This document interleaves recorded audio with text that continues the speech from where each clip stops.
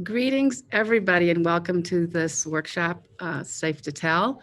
I'm going to introduce you to our host here. As you've read in your materials, this is Mark Lanning. He is the Training and Outreach Specialist for Safe2Tell. He holds an MA in Educational Psychology and has been working in the field of youth advocacy for 12 years. And I just learned this. He's also thrilled to be expecting his first child, a baby girl, in August. So we'll let Mark take it over. And I know you're going to enjoy this. I'll be monitoring the chat for you. Please, if you have a question for Mark, put it in the chat. You may chat with each other, but please only chat to everyone if it's something that we need to share. Thank you. Take it away. Yeah, thanks, Nora. Yeah, as we shared, I'm excited to be a parent, and hopefully someday in the future, in a few years, I'll be joining the PTA with you all, with my wife and I. I will say I'm not very good at monitoring the chat during the presentation, but I will make sure at the end we'll have some time for Q&A, and I'll look at your questions then. But if you have something in the moment, type it in, and then certainly, as we said, if there's anything to interrupt me with, like you can't hear the sound or something, certainly feel free to interrupt me. We are going to take a break, since I'm a teacher at heart, and play a Kahoot this morning, if everything works, just to show, for Safe2Tell, just to show some of the extension activities that we have. So thanks for being with us today. I'm going to talk a little bit about kind of Safe2Tell and how it works, and do the one-on-one things. But I'm also going to really talk about how to really promote it with students. What are the messagings that we have that we think are best practices, as well as an abundance of resources. So I'm going to start here with Alex's story. And so this isn't a PSA campaign that we have. You'll also see it's on our YouTube page. And so this is something really great that we would encourage you all to promote with school folks. This is more for kind of middle school, high school. I have some resources for elementary school as well. I find kind of kids do really respond to students talking to other students. And so this is a really great chance, rather than us gray hairs kind of always talking to them. My life has just definitely been turned upside down by suicide. And that's why I'm so open about it, because there's a lot of people that are in my place as well. And it happens it happens so much, and it just breaks my heart. My senior year started, and I was really excited. And then at the end of September, I found out that one of my friends from middle school had taken his life. And then 2 days later, another one of my friends took her life. I was just at a loss for words. I didn't know what to do. I was so frustrated that this just kept happening. And, for months, I just felt so dark on the inside, and on the outside I was so bubbly and happy, and everyone thought I was all good, but I was so miserable. I just felt really hopeless. And for me, it felt like every few months another suicide would happen, so I would be on edge because I would just be anticipating the next suicide. I have definitely had thoughts of suicide, and I think I knew it got really bad a few months ago, and I talked to my mom, and I was so scared to talk to her. And I have a great relationship with my mom. However, I didn't want to worry her. I didn't want to put that stress on her, and it's scary to talk to your parents about it. But I ended up thinking, okay, how's the best way for me to talk to her about it? So I ended up writing it down. I read through it a bunch of times, and then I just gave it to her, and I let her read it. And she came back in, and the first thing she said to me was, "Don't ever apologize for telling me how you're feeling." Because I said, "I'm sorry that this is what it's come to." There are so many things in life I wouldn't have been able to do if I would have done that, and I would have hurt so many people. Something people always say is, well, you have a perfect house and a nice family, why do you feel like this? And it's an illness. It's not always in your control. When I was so messed up, I kept telling myself, well, I'm the worst thing for my friends. I'm ruining their lives. And they would say, that's not true. You're not ruining our lives. We want to be here for you. But it was just so hard to watch them have to struggle through it with me. So I think, now looking back, I know that they wanted to be there and they wanted to help me in every way they could, but it doesn't take away that. It's still really hard for me that, they had to go through it with me, but I wouldn't have ever wanted anyone else to be there but my friends. They were amazing throughout all of it. So you're always going to have those bad days, But just remembering that this is just one day and there's so many days to come and so many days in the future that are going to be so much better is just something you have to keep telling yourself. I think for me, like the best feeling in the world is just getting your head above water the first time you get it back above water, and you feel like yourself. If you or someone you know is thinking about hurting themselves or talking about doing things that cause concern, let a trusted adult know. It may be nothing, Or it may save a life. but you have to reach out. If it's urgent and immediate help is needed, call Safe2Tell, 1-877-542-7233. They'll connect you to an expert 24/7. So, like I said, I think the purpose of the presentation is kind of to educate you all as parents about Safe2Tell, but then on some of the resources as well that we have. So there's a lot of these. This one's one of my favorites, but there's a lot of really other ones that focus on other struggles that students have for it. And so in a student presentation, I usually just start with a video like that to really get kids to understand the why of Safe2Tell. So these are kind of the four main ideas of our messaging. You'll also see in the handout I'll refer to later that it'll be in a letter, a sample letter that we have for English and Spanish for parents, for you all to share with parents in your community. And this messaging is universal, whether we're talking to lower elementary school students or to high school seniors. The examples that we use are different, right? So obviously with little guys, we're not going to talk about suicide, but the messaging here is universal. And so the first thing is that students know safety information before adults. Second main idea is if somebody sees a concern, it's important to let someone know. We as adults, and that's not Safe2Tell, but that's you all, parents and teachers and all the people that care about our kids, we can't do anything to help unless they let us know that there's a problem. And so this is something that I really harp on a lot with students. And I'm sure that I hope that you guys do as well, is this code of silence. A lot of times some of the barriers that students have for not reporting is they say, gosh, what if it's not real? What if I'm bothering someone, as you saw with her saying, gosh, I'm bothering someone. What if it's a burden?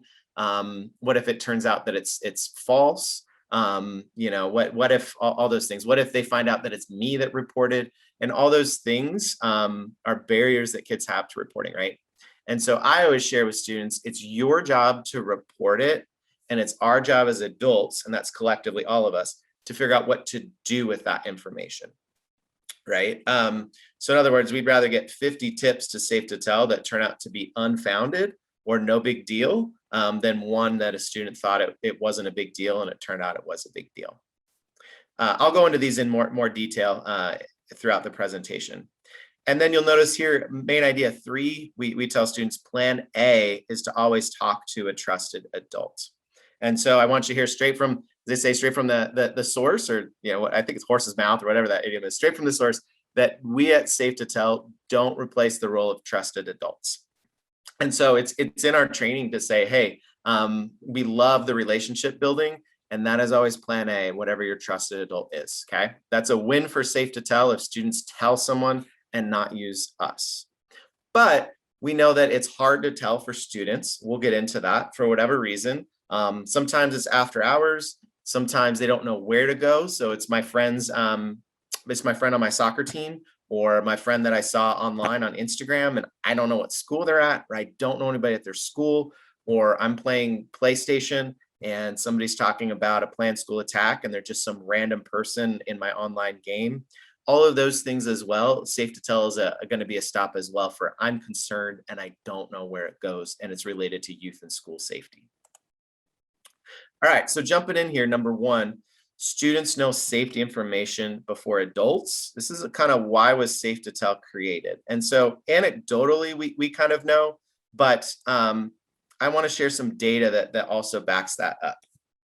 And so this is and again, I share, this is a lot of the stuff that I share with high school students and middle school students. So they did a study of planned school attacks that happened between Columbine and Parkland.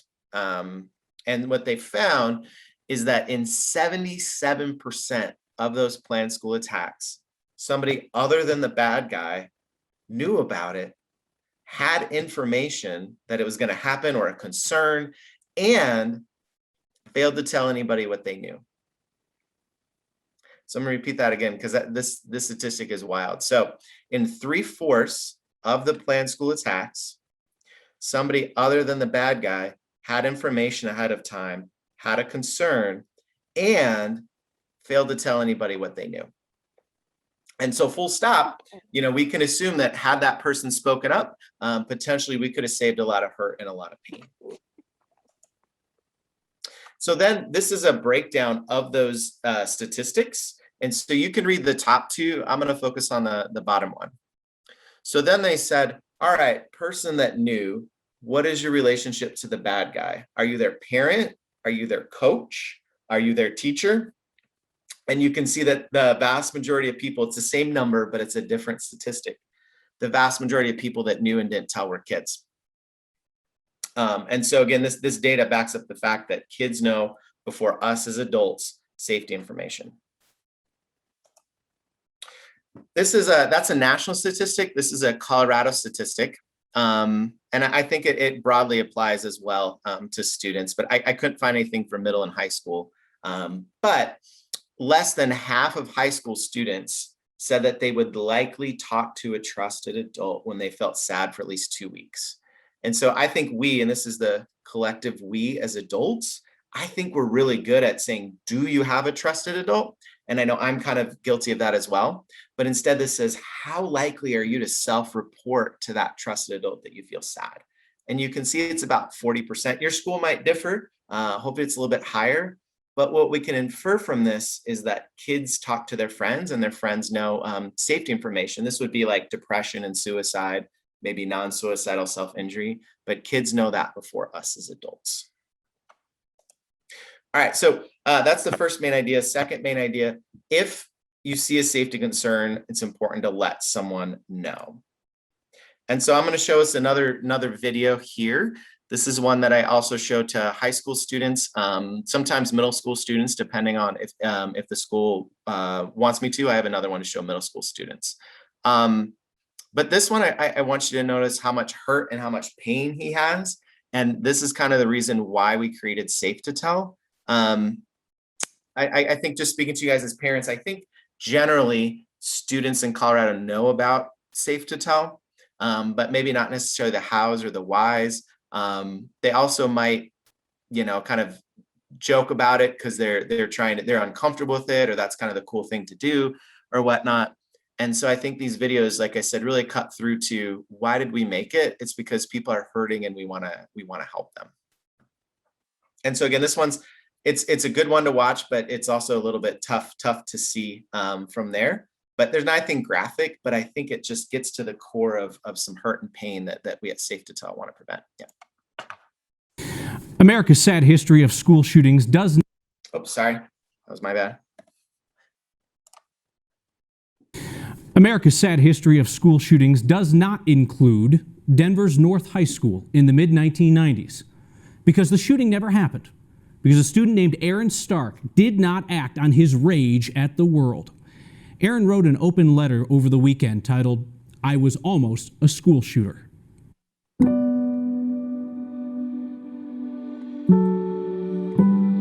I was almost a school shooter. I didn't carry out anything. I didn't hurt anyone. But in 1996, I almost did the worst possible thing. If you get told you're worthless enough, you will believe it. I was picked on and bullied for being fat, for being smart, for not playing sports. So I got angry. When I finally got to the point where I was at my absolute worst, I tried to find an assault rifle. I tried to get a hold of a gun. I wasn't able to. It was going to be a large explosion of pain and suicide. I was going to try to kill a lot of people and then kill myself. And it was not directed at the people. It was directed at myself. If I had a rifle, I would have been a killer. But if I had love, I wouldn't have wanted a rifle. And it's a changing thing. The only things that brought me out of that were true friendship.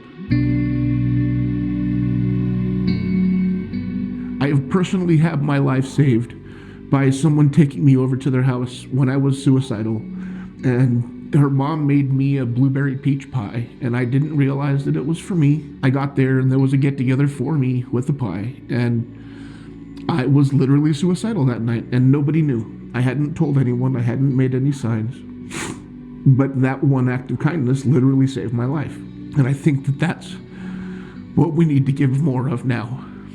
We need to show more love. You still need to give love, even when it's pushed away. Love the people who deserve it the least.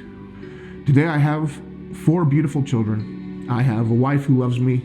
I have the world at my fingertips. And I never knew that I always had it.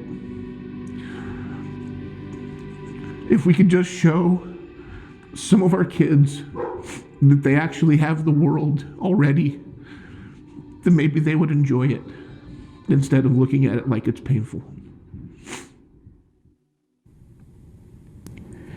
Perhaps Aaron as a student sounds like someone you know, someone who is struggling right now. There is help available, not law enforcement, not judgment, just help. Colorado Crisis Services has people standing by 24 hours a day just to problem solve, and call or text anytime. If you know of a specific threat or someone that you feel may be close to violence today, we ask you to call Safe2Tell. It's 1-877-542-7233. Numbers down there.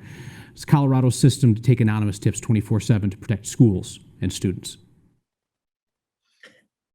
Yeah, it's a pretty powerful video, huh? I think what always strikes me about it is just kind of the power of kindness. Like, I know we talk about that, but that's just something so tangible that we as parents and as families can latch onto. And it's not the kindness being nice to your friends, like everybody's nice to their friends, but it's being nice to the kids that are hard to be nice to, and the kids that sit by themselves at the lunch table and that sort of thing. Not having to wait until you see a planned school attack to make a difference, but seeing there that somebody that was nice to him prevented him from taking his life, I think is a powerful message. So what can you report to Safe2Tell? And so my answer is very broad, intentionally, to you and also to students as you are working on equipping with your students. And so it's anything that makes you feel unsafe or worried. And if your desire is to protect, to prevent, or to help, send in your tip. There's about 60 different categories that you can report to Safe2Tell. There's like bullying and drugs, planned school attack, suicide, harassment, ditching. Let's see, there's a lot of different things that report. And so when students ask me, can I or can't I don't answer that directly. I just say, because again, I'm not going to be there at 2 a.m. to say yes or no. And so I'm doing a disservice to students if I tell them yes or no. And for you all with your students at your school, I think we're kind of doing them a disservice as well to say yes or no. And so instead to say, hey, does that make you feel unsafe or worried? And then is your desire to help, protect, prevent, or help? On the flip side, I think students understand this, right? That we'll get in a moment that Safe2Tell is anonymous, that there is potential to mess around on that. And so we say, hey, if your desire is to hurt, harass, get revenge, whatever, get somebody in trouble, don't send in your tip. So we said, hey, number one, students know before us as adults. You all as parents also might know before school staff. And so you also are welcome to use Safe2Tell. You can also use Safe2Tell if, let's say that your student tells you, hey, I don't know, I saw on TikTok that one of my friends was, engaging in non-suicidal self-injury or cutting. And as a parent, we're kind of like, well, hey, do you call the counselor? And I used to be a middle school teacher, and the student might say yes or might say no. And then you're kind of like, well, are they gonna follow through on it? And then you might think, gosh, well, maybe I'll call the school. And then your student says, no, like that's even worse, and you're gonna embarrass me, right? So if you find yourself in kind of that conundrum, you as a parent certainly making a Safe2Tell report with your student is a really great avenue. You can also make a Safe2Tell report as well as a parent.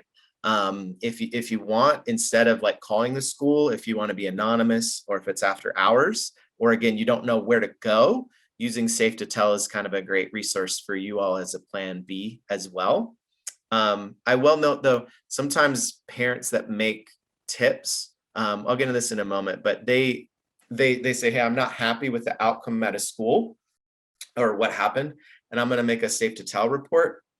And it's not the best avenue for that. And so instead, if you're not happy with kind of an intervention or something at a school, kind of follow the escalation protocols of your school or district, or kind of call that person that you're concerned with and go from that route, is going to be a little bit better than school complaints. And I'll show you in a moment why. All right, so anyway, know before us, and then we can't do anything to help unless we know that there's a problem. And then first talk to a trusted adult. And so I ask students, who are trusted adults in your community? And I really encourage not to just say a teacher, but a specific name, like Mr. So-and-so and Mrs. So-and-so. And the reason for that is that in a crisis where we're stressed, if our level of training is a teacher, you not only have to get up the courage to tell someone, but then you have to go through that list of who's going to listen to me, who's going to take my concern seriously, who's going to try to help resolve my concern. And you're going to be less likely to tell someone. And so if you have that conversation, even with the little guys, a specific name is helpful. So then I ask students, I know I'm kind of bouncing back and forth between students and you all as parents. So then I ask students and I say, hey, why might students your age not feel comfortable talking to a trusted adult? And regardless of the age of students, they hit pretty much all of these different things on the left-hand column here. And so this column is why students don't tell, and this is how Safe2Tell helps. So you read it across the rows, right? Because of this, Safe2Tell does this, because of this, we do this, because of this, this. You can read the rest on your own. I'm going to focus on the top one. And so because it's hard to tell, sometimes you're afraid of being a snitch, sometimes there's peer pressure, sometimes you're worried about being retaliated. The code of silence is very strong. Safe2Tell is anonymous, right? It's not anonymous so that we can mess around it on purpose. And so I just think that that's amazing that, you know, your guys' school participates in our program because they care so much about student safety that they said, hey, I prefer that somebody told us in person, but if that's too hard for whatever reason, we have another mechanism that folks can tell and we can get folks help.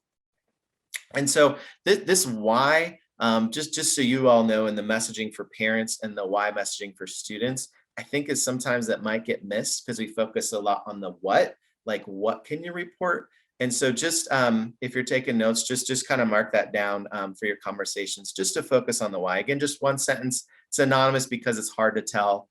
It's intentionally anonymous. I sometimes give students the challenge too, to say, you know, I don't know if this is still the kid lingo, but you know, there's a lot of haters and doubters that think that students can't handle the anonymity. And so I put out the challenge to say, prove them wrong and prove that you know how to handle it, that your tips are to protect, prevent, or to help. Okay, so students know before us, we can't do anything to help. Plan A is to talk to a trusted adult. And so now let's get into Safe2Tell as kind of a plan B. I also want you to note, like I said, I'm flipping in and out of our presentation, talking to you as parents. I'm about halfway-ish through our presentation, and now I'm just getting to the meat and potatoes of Safe2Tell. And I think it's so important to have that context, again, before we just get to here's the phone number. So we have a bystander that reports a concern. As I mentioned, we're in all the schools in Colorado. And so you can call for anybody at any school. If you have friends that live in other states or even other countries, we'll do our best to route it where it needs to go, especially if it's related to youth safety and especially if it's a life safety tip. And so sometimes folks don't know that. The other thing is that we can take tips in almost, I think it's like 280 some languages on the phone. And so we can patch in a translator. And so if you have families at your school that prefer to speak in a language other than English, we can take that tip and support them as well. So folks can call us. You can go to our website, or you can use the app. If you're taking notes, I would encourage you to save this phone number, the 1-877-542-7233 in your cell phone. Just save it as Safe2Tell. And then we also have an app. And so if you have a smartphone, just to save the app on your phone. If your students have phones, I would encourage you to do the same thing and plug in the 1-877 number, and then also put the app on their phone. The cool thing about the app is it does have a password on it, just a local 4-digit password. And so our kids share music, and they share, pictures and all sorts of things, but that kind of protects it so people can't go snooping on their Safe2Tell tips. That also is something that you can share if you ask your student to put the app on their phone. You can also choose to say, hey, this has a password on it. I don't want to know the password. If you make a tip, I want you to be anonymous. This is my personal belief. It's up to you or not, but I'm all for monitoring, student internet usage. But a lot of times students are using the app because they want to be anonymous. And so kind of balancing that, but it's up to you and your device, but that is an option if you want to kind of balance those things with your student. All right, this is really important and kind of a point of emphasis for you all, as well as messaging for your students. And so that is that after Safe2Tell receives your tip, they're always going to say, hi, this is Nicole. Hi, this is Alicia. Hi, this is Clayton. Thanks for your tip. And then they're always going to ask follow-up questions. Obviously, if you call the phone number, you're kind of expecting to have a two-way dialogue with folks. But on the app and on the website, it can be really easy to hit send on your tip and then log out and close. And so really, really encouraging folks, for you all as parents, but then also, like I said, for messaging for your families and messaging for the students at your schools, to just stick around. The more specific that the tipster can be in providing us information, the more specific we can be in helping the person that you're worried about. Right. And so again, if your desire is to protect, prevent, or help, chances are you probably have 5 extra minutes to stick around. That being said, if it's obviously if it's an in progress thing, you want to call 911 or that sort of thing. But Safe2Tell is for urgent but not active situations. Okay, so where does your tip go? Sometimes it feels kind of like, as a tipster, it goes off into the black box of the internet. And so let's say that you're hanging out, or your students are on Instagram, and you see someone that's talking about drug use, right? You can report that to your favorite teacher, and then your favorite teacher might loop in a dean of students. Maybe it might be a school counselor, depending if your school has school resource officers, kind of might be that person. And this multidisciplinary team is going to kind of come together and try to help solve the problem. On the right here, these are generally the adults that receive your Safe2Tell tip. And so notice I'm being kind of silly here, but it's the same people. The only difference is that the tipster is notifying those people through Safe2Tell and not in person. And they're using Safe2Tell. I know I keep sounding like a broken record here, but they're using Safe2Tell because they want to be anonymous for whatever reason. It's after hours, or they don't know who to contact or where to contact for it. So because it's the same people, the protocols are the same, right? We at Safe2Tell, in one sentence, what is your program? We are the conduit of information to get from the tipster to the local multidisciplinary team. So we don't have any jurisdictional control in any outcomes or enforcing any outcomes. All of those decisions are done at the local level. So back to my point there, sometimes it doesn't happen often, but sometimes parents will not happy with an outcome and they'll report it to Safe2Tell. And because we're just the conduit of information, it's going to go to those same people anyway, and they're going to follow that same thing. And so we're not necessarily the best conduit to enforce a different outcome. Sometimes folks might also ask on a tip hey, what happens from a Safe2Tell tip? And I hate giving kind of a vague answer, but I just would say, I don't work at your school, and we at Safe2Tell don't work at your school. But these adults are probably going to follow the same code of conduct, the same menu of disciplinary choices, the same everything as if the tip came in person or through Safe2Tell. And so if you or your students or families or you guys are wondering like what happens, it's going to be the same menu of choices generally with the Safe2Tell in person. Last thing is that tip is closed out. And so the school reports back to us and they say, thanks, the tip has been received. And they say kind of we're on it. And then we at Safe2Tell kind of say, great. And we move on to kind of the next tip. So the most common tips that we get month in and month out since we started about 20 years ago was suicide. And so it's disproportionately kind of the number one tip. Bullying and drugs are also in our top three. And then in the pandemic, we've kind of seen cyberbullying kind of creep up a little bit as students haven't been in school. I guess they're choosing to be mean to each other on the internet. And then we've also seen welfare checks kind of creep up a little bit because school staff haven't been able to have an eye on students. Then there's some more welfare checks. As far as most common outcomes from a Safe2Tell tip, generally speaking, the number one most common outcome is parents notified. And so we have a whole checkbox list of just parents notified, counseling, citation, those sort of things. And the number one most common outcome is parents notified. And that's disproportionately too. So I wanted to go over a couple resources that I have for you all to just kind of share and promote Safe2Tell. So the first one here is our Safe2Tell YouTube.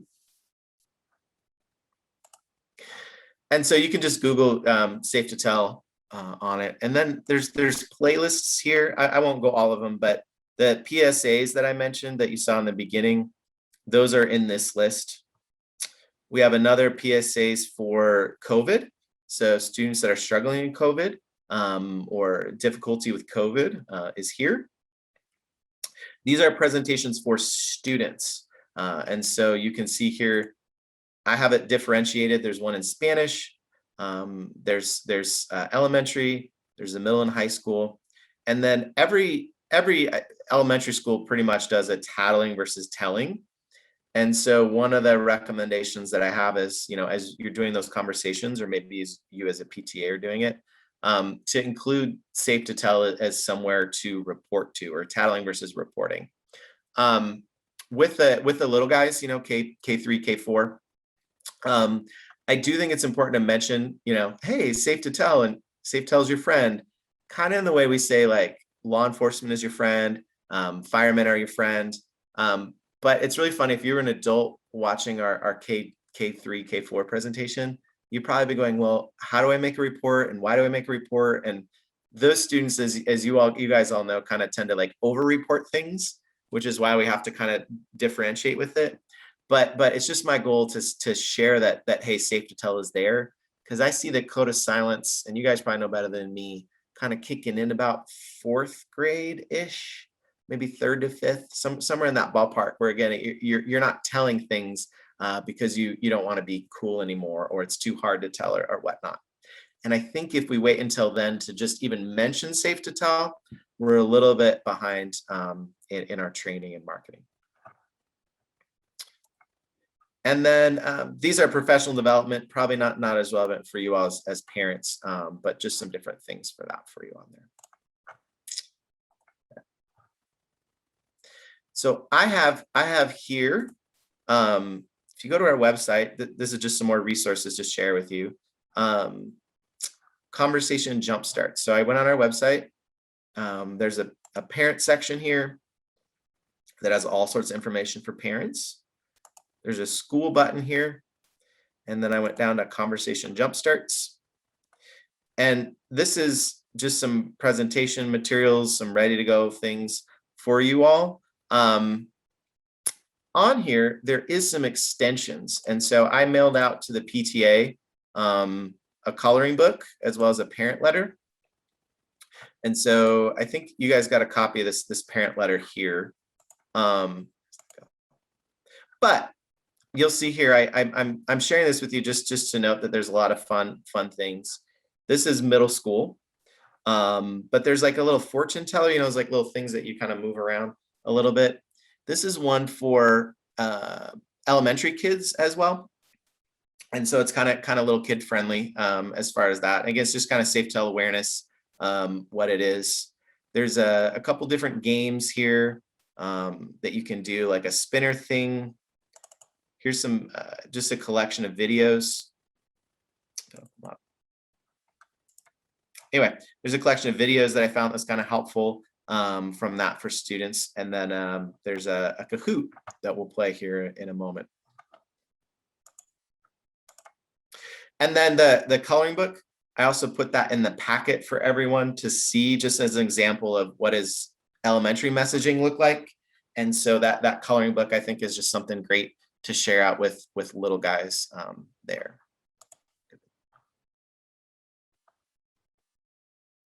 Yep, so thanks, Jan. So Jan put the Dropbox link in there. And so here's kind of the Dropbox. Just a couple of resources for you.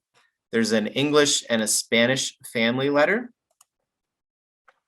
You'll notice here that the family letter has those basically those main ideas that I mentioned to you. It's got a little bit of, hey, what do you need to know? A lot of those things that I had mentioned. And then this is just kind of some misnomers or whatever, kind of about Safe2Tell for it. So for example, Safe2Tell is not a resource for keeping a record. It's just somebody's concerned and to look into it, but there's not any sort of like audit or anything, that colleges can do with the Safe2Tell reports. This is something here. I designed this, and again, I'm just going to highlighting it. You guys can kind of read it more in depth, but this is kind of like a self-survey to kind of give out independently to everyone, and then come together collectively to say, gosh, where are we really strong at in our Safe2Tell training and culture, and where are some areas that everybody agrees that we're not sure about.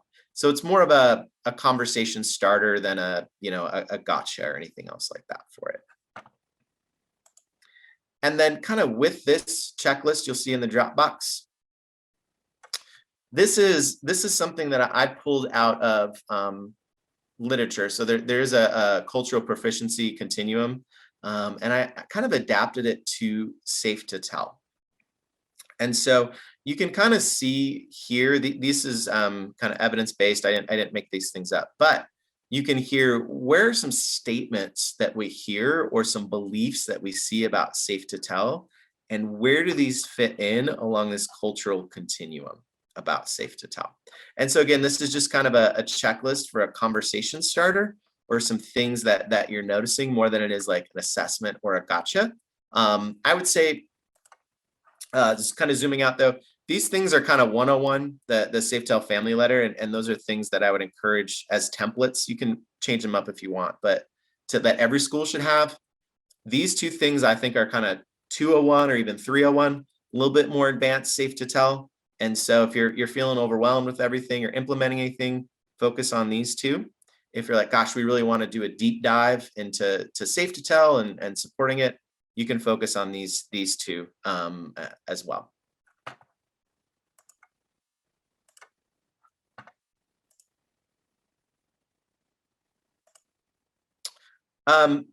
I did want to open up some time for questions for you. Like I said, we have our Kahoot, and then I have a couple more things I wanted to share.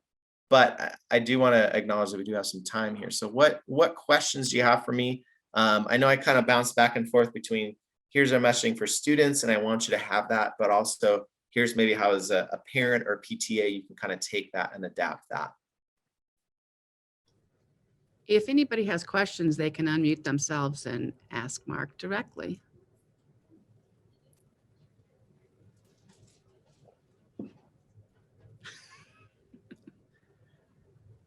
If not, he is prepared to continue talking too. Yeah, I can continue yakking at you. I don't necessarily have a specific question, but I just wanted to say thank you because this You're welcome. really wonderful information, and I I think it would have been really beneficial when I was younger, and it's been a passion of mine that I've been trying to bring to our school. Are there presentations? Is there already, maybe you mentioned this, and I thought I saw on the Dropbox that there was like a workshop, something. Anyway, can we schedule a presentation at the school? Was It's really a what I great was- question. Yes, that's a fantastic question. So you can schedule a presentation for us. We're redoing our website here before next school year, so that the pathway might look a little bit different. But you just go right here to the training and presentations, and there's a presentation form that's here that you can fill out. And yep, I'll be happy to come talk with your students. Sometimes folks ask, is it better for like us or our school counselor or parents to speak, or for you at Safe2Tell? And the answer is both and for kids, and I think for parents, because you have me as the subject matter expert, for lack of a better term, saying a message, and then you also have trusted adults that are sharing the same message. So it is I think a both and. Just so you guys know, this is our to contact us. This is our email right down here. I don't know if you can see it. info@safe2tell.org, or 720-508-6800. That's like the generic information line. However, you can call the 1-877 number, anytime. The people are really nice there. And if you said, hey, I want to talk to Mark about a presentation, they'll give you the information there for it. Or, hey, I have a question about this or such and such. They'll answer that. So that's kind of also a message out there for you as parents and for your students, is they're happy to answer your questions on the 1-877 number as well. Thank you, Lauren. That's a great question. Mark, are you looking at the chat, or you want me to read a question there? I just saw it. Okay. Yeah, how can we work with Safe2Tell outside of the PTA? Yeah, that's a great question.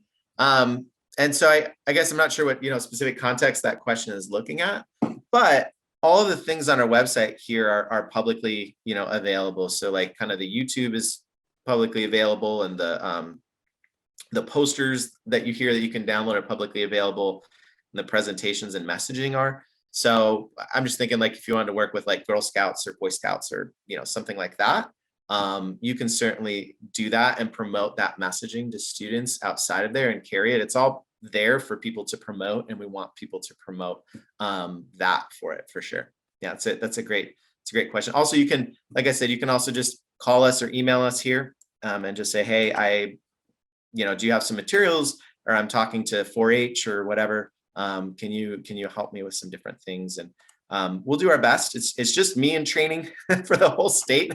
So I might just refer you back to those materials that we have on our website if I'm busy, but it always doesn't hurt to ask. I love having folks like you all that are champions on the ground for our program.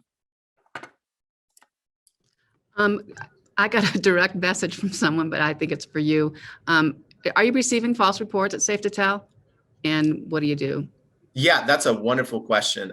Yeah, about false reports. So just kind of the tracking it. So we send it to the local team, and then they investigate, and then they mark a tip as false. And so just to kind of clarify with our brain, like, a false tip is there is evidence that there is malicious intent behind the tip. There's another category that's unfounded. And so an unfounded might be, I tell someone, oh, just kill me now, right? And so that gets reported to Safe2Tell. The school counselor talks to me, and I said, oh, I wasn't feeling suicidal. I was just disappointed that I failed my math test. Even though that there's nothing there, or no suicidal ideation there, that's not a false report, because I, in good faith, wanted to help my friend. So just quick definition for us between the two of them, right? So false tips are about 2% of our tip volume. It kind of fluctuates a little bit. It's gone down in the pandemic to less than 2, but it's about 2% of our tips. And so there's a couple different things that we can do if our partners report back that yes, they believe there actually is malicious intent behind a tip. So number one, we can put a flag in our system. And so that unfortunately can't come from parents. That has to come from law enforcement or school personnel. But we can put a flag in our system to say, hey, so-and-so student, may be the target of a false tip. And so that'll let everybody know in the community level, everybody know that receives a tip that, hey, this is going on, because not everybody has all that information. And then that'll let our Safe2Tell analysts know, hey, that's going on. And so then from that end, then we can share with the tipster and say, hey, we believe that this tip is false, and this is why Safe2Tell is used. And he said usually about 8 or 9 times out of 10 that kind of stops once the tipster knows that we're onto them from that end. The other thing I think is training with students. And so, sharing with them with the why is really important. Like the what and the how it works. And that's why you saw about half to 2/3 of the messaging and presentation is not how do you call, but it's what's the reason for Safe2Tell and the whole context behind it. And so I think if students appreciate that, the why, that it's hard to tell, but we want to hear from you, I think they're less likely to mess around on it. The last thing, it's a challenging thing to hear sometimes for schools and parent groups, but also we want to talk with the school and stuff about like the culture, right? Like why are students think it's okay to bully someone else? Like I think we can take an ownership for Safe2Tell for some of it, but then we also need to examine like what's going on that students think that it's okay to get somebody in trouble and to hurt and harass that. And so there's kind of that 3-pronged approach is certainly helpful for it. But right now under statute, what the statute does say, unfortunately, is that Safe2Tell is anonymous. And so it wouldn't necessarily be like we don't really have a way either to say, hey, this is the IP address or this is the phone number of the tipster from that sense. So there's not like a legal avenue that we can go at after them for it. There's another question in the chat about, is it mainly adults advocating for Safe2Tell, or are there like student ambassadors too? Yeah, it's a great question. We did have and if you guys have some, certainly shoot me an email, because I would love that. I think we're going to try to start that up. It like with the pandemic and everything, it kind of was on pause. But I think we are hoping to have a couple student advocates for Safe2Tell. Before the polished PSAs that I showed you were out, our student advocates did student-to-student PSAs. They're wonderful, but the quality is just kind of on a cell phone video. And so I think these ones are a little bit more professional looking. The students also did like a social media takeover, for us from that, and kind of looked at some messaging. And so that's certainly something for next school year we want to look at and get representation from across the state, different regions, students from different backgrounds. I think that's really important. So thank you for that. Whoever asked that question, yeah, we would love to hear youth voice, especially because we had a new round of posters that we were looking at doing, and the kids definitely were like, we do not like this poster. That's great. That's the feedback we want. Yeah, so there is an opportunity for that. I'll make a note too. I'll reach out to the state PTA folks, just like once we have a flyer and stuff with that, and then they can kind of disseminate it to your guys' organizations. I would say it's a little bit more kind of ad hoc, depending on what we have going, then we're going to meet and do all these different things and projects. But yeah, I think getting some student voice is something that we want for sure. Great. You guys are asking some wonderful questions. Thank you. I told Mark that he could maybe go over if we needed to go over time, but I'm told that they're going to cut me off at noon anyway, but we've got another 12 minutes. So. All right. I had a Kahoot, pulled up, but I think I'm gonna pivot instead, just to show you all. You guys, if you've seen them before or not, that's on the extensions, but just like a little game you can play with your cell phone with your kids and challenge them to like a high score. So anyway, like I said, those extension activities are awesome because I think a lot of times kind of kids get like kind of the yeah, like with Safe2Tell, yeah, we know about it. And I kind of be like, but the data is showing us that you're still not using it. You're still not reporting it, right? So anyway, hopefully those games will help not get the yeah, and you can engage kids in kind of a fun way. I wanted to do a sample tip. I called our comm center and just said, hey, I might be doing a sample tip so everybody here can just see what it looks like. So again, our website's going to change, but it'll be kind of same path. Hey, submit a tip button that's right here. And then I hit a submit a tip. This is the exact same form on the website and the app. Obviously on the phone call, right, you're just having a call with somebody. I want you to note here that you can change it. These are, like I said, we have 280 some different languages, but you can change it here to like Spanish, that sort of thing if you needed to. Our new website, I think, is going to be more easily directed. So if you speak Spanish, you don't have to click through a bunch of English links to get to the Spanish form. You can see here there's a bunch of different schools that we have here. I'm going to pull up just a fake school, pretend school that we have called Test School here. Do you guys remember Aaron from the video early on, the guy with the beard that was talking about suicide in a planned school attack?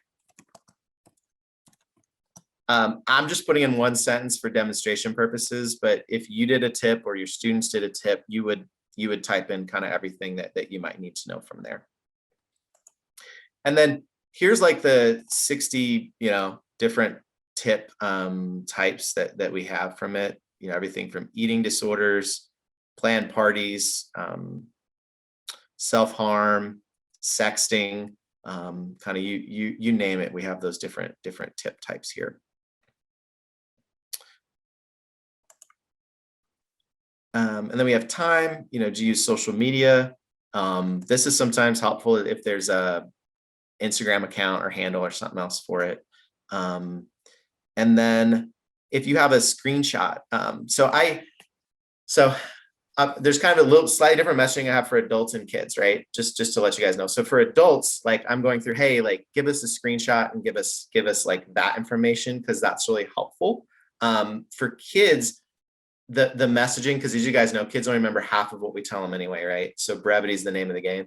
For kids, it's just stick around, right? That's why we emphasize that so much, is if kids stick around, the analyst on the other side is going to ask all their questions, right? But for us as adults, if you can remember, if you have a screenshot, if it's something digital, that would be helpful. So then you get a bunch of language here. Basically, it just says, hey, you're not going to mess around on it, and you hit I agree. And then this is kind of your tip number and the password. And then what's a little bit of a challenge is you have to hit this green button to stick around for more information. So let me show you my screen. Okay. So this is so now our tip has now been sent to the Safe2Tell analyst that's on duty, and we'll get kind of a message back. And so you can see here, one thing that's we have on all of our tips is the Colorado Crisis Services number. And so I think a lot of folks would understand it, but we're for bystander intervention. Like the people that work for us aren't counselors, but we can refer you or patch people to that counseling service. But if your student is like, I'm really stressed about grades and finals, and I just need to talk to somebody, Colorado Crisis Services, I think, is a great opportunity for you for that. So here's the message that I mentioned super quick. She got back to me within a minute. I share sometimes with kids, we live in a world of instant gratification. It's not going to be 2 seconds when they get back to you, because it's real people that are on the other end of the screen. But you can see here that she said, hi, this is Nicole. What exactly did he say? Do you know his last name? And so here, then we could, I'm just going to say real quick for demo purposes, thanks, Nicole. But you can see we would go back and forth on a chat. On our end, it just says tipster. So it never says your name or anything else. Something else is if you accidentally said in here, I'm worried about my daughter, or I'm worried about, or a student says, I'm worried about my sister, or something like that. If we usually catch it, we're about 98%. I don't know what the rate, but I can't guarantee, but we'll usually catch it and scrub that out, because if you say my sister, that's an identifier for you as a student. And so instead it would say student is worried about Nicole, or something like that. So anyway, this is our tip, kind of going back and forth there.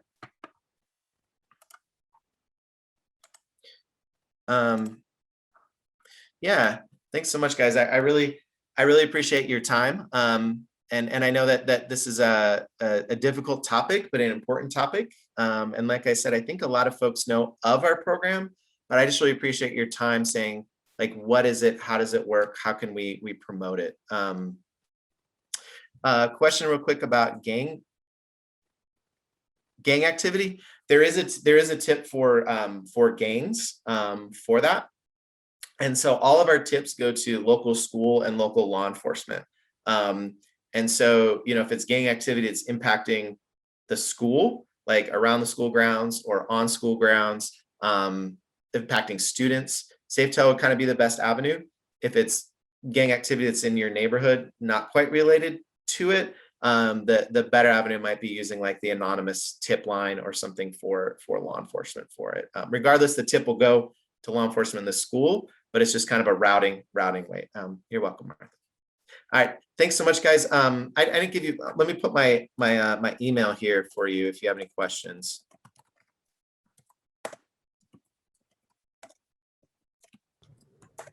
So those are the two numbers. That's my personal email as the trainer. And then the info one is just a generic email. That's only checked right during business hours. So again, if you have an after hours, even just a question, you can call the 1-877 number. I love working with the PTA. You guys are so wonderful, and we have such a great partnership with you guys. So thank you as well for everything that you all do, and have a great afternoon. Yeah, we appreciate you being with us for this hour, and I know that people are going to be contacting Safe2Tell and getting this started with their circle. Yeah, that's what we want. All right, take care, guys. Thank you, Mark. Bye. Thank you all.